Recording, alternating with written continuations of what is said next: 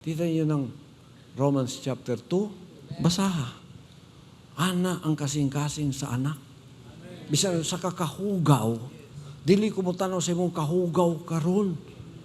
Basig malimpyo ka sa Word of God, o nandi ko mohunong sa Word of God, we are cleansed through the words. Para makita ta kang ngadtuon niya, nga mahimo kang usa nga sama nako.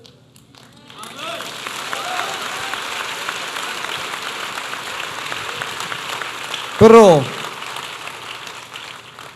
imo kong tirahon para matabunan ang imong kabuang kay di ka gustong mausab, unya di ka gustong muhawa sa sulod, manakod ka pag-uban, then you are declaring a war against me.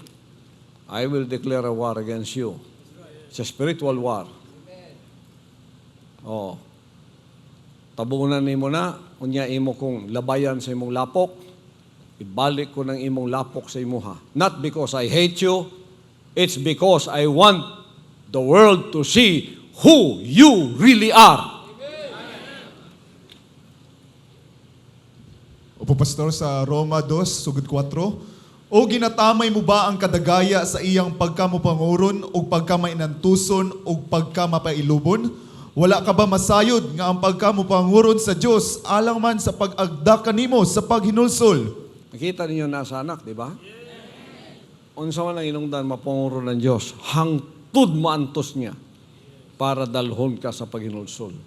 Nakakita ka, perting kaayo sa amahan sa imuha, hinaot nga makainuklog ka, pero tungod kay dautan yun ka, naraw, apan tungod sa imong kagahi, o pagkadili mahinulsulon sa kasing-kasing, nagatigom ikaw og kapungot.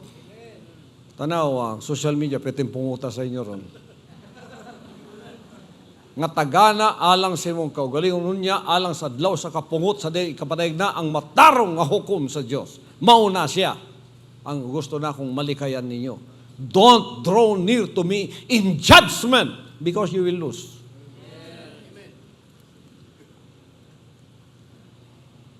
Mao nang kamo ang pag-alagad nato dinhi, dili ni siya tiyaw-tiyaw, dili komedya. Pag mag-alagad mo diri, nunod patay. Pag nagtuo mo, tuo na lang yun mo.